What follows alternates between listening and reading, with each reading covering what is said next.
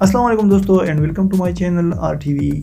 دوستو، پاکستان کی عدالت کی تاریخ کا اہم ترین فیصلہ، سابق صدر جنرل ریٹائرڈ پرویز مشرف کے خلاف سنگین غداری کے مقدمے کی سماعت کرنے والی خصوصی عدالت نے اپنے ایک اکثریتی فیصلے میں انہیں سزائے موت سنا دی ہے۔ پاکستانی آئین کی شق ہائی ٹریزن یعنی سنگین غداری کے مطابق کوئی بھی شخص جس نے آئین کو معطل کیا ہو یا اسے منسوخ کیا ہو غداری کا مرتکب قرار دیا جائے گا اور اس کام کی سزا موت یا عمر قید ہے۔ سابق فوجی حکمران پرویز مشرف کے خلاف 5 سال سے جاری رہنے والا یہ مقدمہ وہ پہلا موقع ہے جب پاکستان کی کسی فوجی حکمران پر آئین شکنی کے الزام میں غداری کا مقدمہ چلایا جا رہا ہے۔ اس موقع پر کئی ذہنوں میں یہ سوال اٹھتا ہے کہ کیا پاکستان کی سیاسی اور عدالتی تاریخ میں یہ اہم ترین مقدمہ ہے اور اس کے پاکستان کے سیاسی مستقبل پر کیا اثرات مرتب ہوں گے؟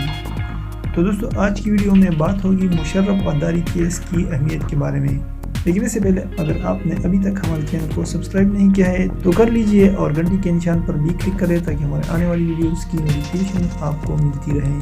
دوستو، سابق صدر جنرل ریٹائرڈ پرویز مشرف کے خلاف سنگین غداری کے مقدمے کے بارے میں پاکستان کے سابق attorney general, supreme court bar ایسوسی ایشن کے صدر منیر ملک نے بات کرتے ہوئے کہا کہ وہ نہیں سمجھتے کہ یہ پاکستان کی تاریخ کا اہم ترین کیس ہے۔ انہوں نے مزید کہا کہ میرا نہیں خیال کہ اس مقدمے سے ملک کی سیاسی نظام پر کوئی واضح فرق آئے گا یا ملک میں جمہوری نظام کی بالادستی ہوگی اور غیر منتخب اداروں کی طاقت میں کوئی کمی آئے گی۔ معروف قانوندان اور پاکستان کی عدالتی اور آئینی تاریخ پر گہری نظر رکھنے والے وکیل حامد خان نے بھی کہا کہ شاید مشرف غداری مقدمے کو ملک کا اہم ترین کیس نہیں کہہ سکتے۔ انہوں نے مزید کہا کہ جس طرح پرویز مشرف کے خلاف فیصلہ آیا ہے تو یہ بات ضروری ہے کہ ایک سابق فوجی حکمران کو اس طرح غداری کا مرتکب قرار دینا ایک نئی مثال قائم کرے گا۔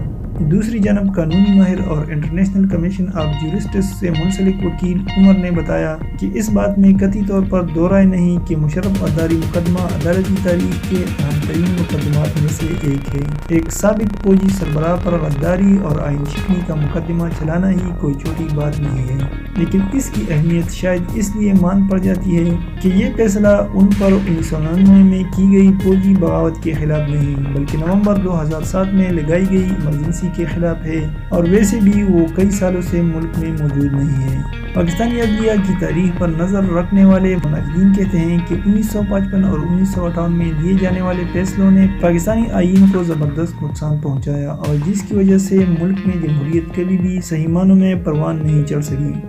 دوستو، اس طرح کی مزید اپڈیٹس کے لیے ہمارے چینل کو سبسکرائب کریں اور مجھے دیجیے اجازت۔ اللہ حافظ۔